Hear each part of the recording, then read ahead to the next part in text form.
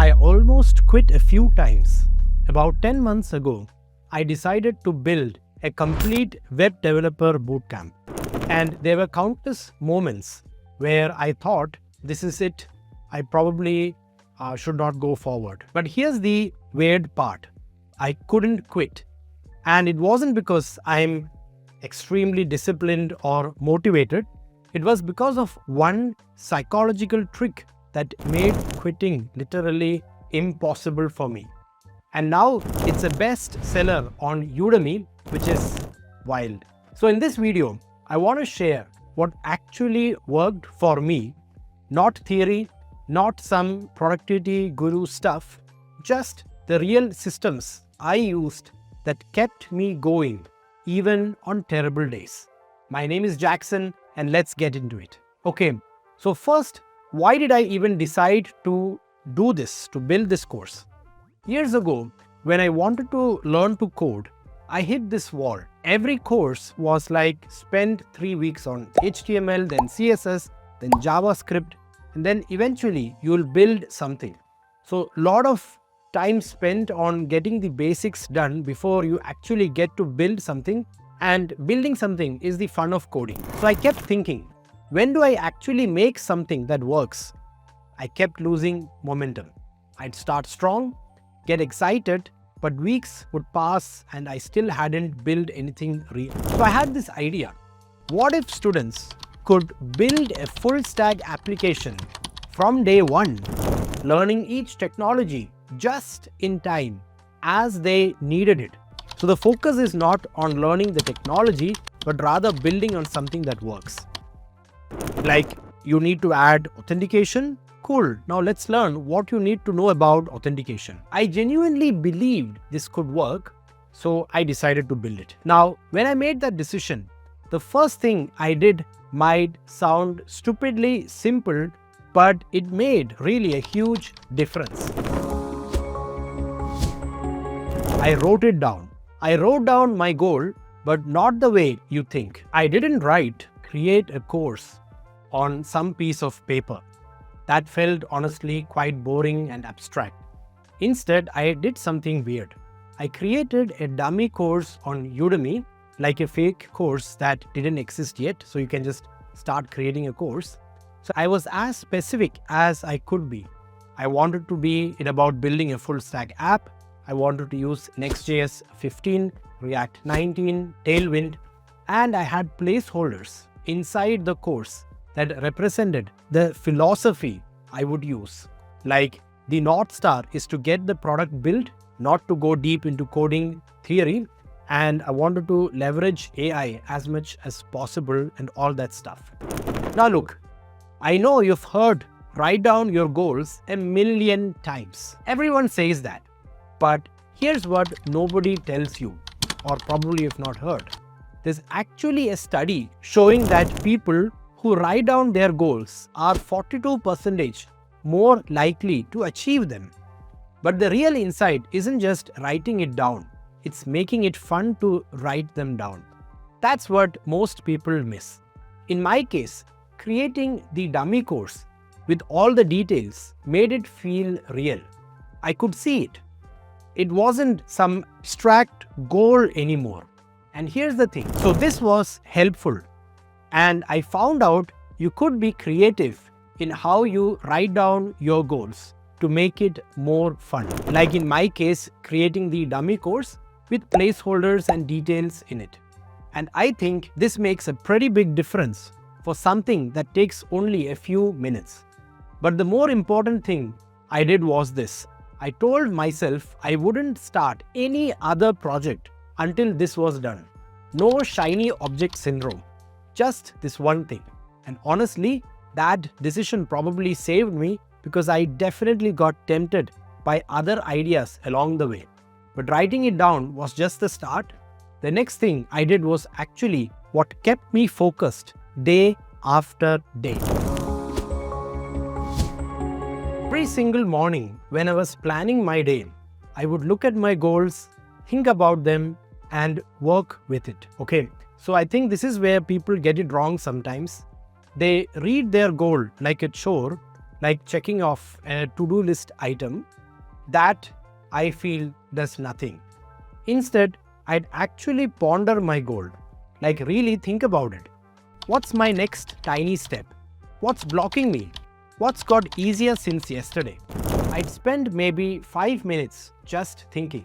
And there's this thing in your brain called the reticular activating system. It's like a filter. When you keep reminding yourself of something, your brain starts noticing opportunities related to it, but only if you actually engage with it, not just read your goal.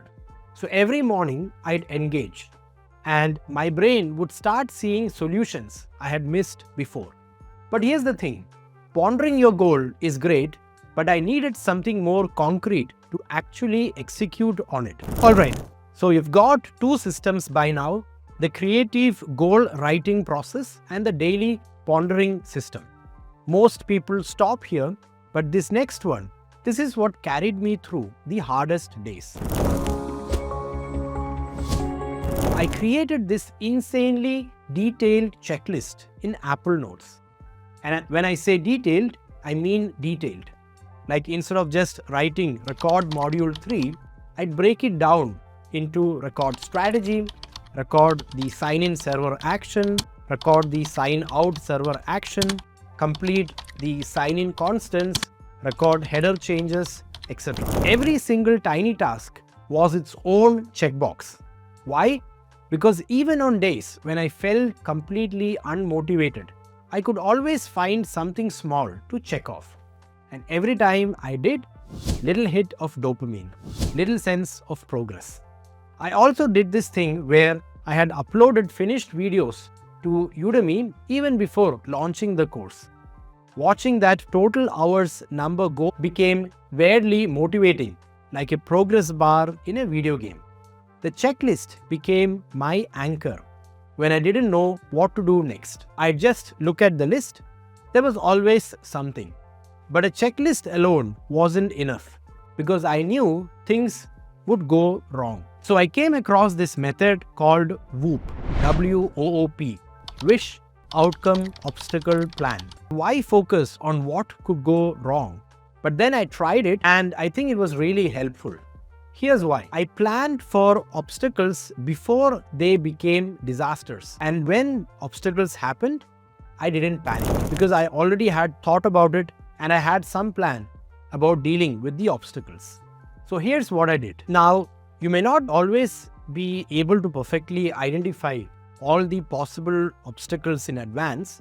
And the good thing I found is that you just need to try to do it as soon as possible. So as soon as a possible obstacle comes in your mind, plan for it. Now let me give you a few examples. The first problem was I wasn't sure if my teaching method would actually work. Nobody else was teaching this way, just-in-time learning driven by building. What if it was terrible? And my solution, for every new technology, I'd ask myself, what's the absolute minimum a student needs to know right now to keep building? I forced myself to think like someone who didn't know anything, not like an expert. And this helped me think from a student's perspective. And it also reassured me because if it would work for a student, it would be working for my target audience. And in this way, I designed the course in such a way that students could learn and immediately apply what they learned. The second problem was this was going to take months building the course. So how do I not burn out? My solution, I built in weekly rituals like going out for dinner with my family every week. And I had a strict rule, no work on Sundays. That day was for rest. At first, I still did some things on Sunday, which was not strictly work, but was draining. So I improved and tried to actually rest on Sundays. This kept me from burning out because it recharged me for the next week. I also made sure to schedule playtime with my kids right when I got home. First thing. Another thing that I learned the hard way was staying up late to get more done on a particular day just made me useless the next day. So prioritizing sleep was actually way better for long-term productivity. So the third problem which I thought about was about editing such a huge, course with a lot of content. As you can see, it's a 75 hours long course. My solution, batch it. Instead of editing each video right after recording, I'd record several hours of content, then have dedicated editing blocks.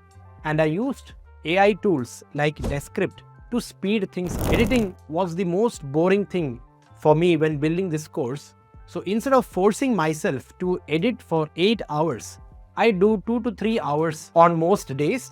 Yes, I did a few more hours on some days, but I try to reduce the continuous stretches of editing, and that kept me from hating the process. So that's Whoop in action. I anticipated problems as soon as I was able to see them, made plans, and when those exact problems showed up, I was ready. But you know what?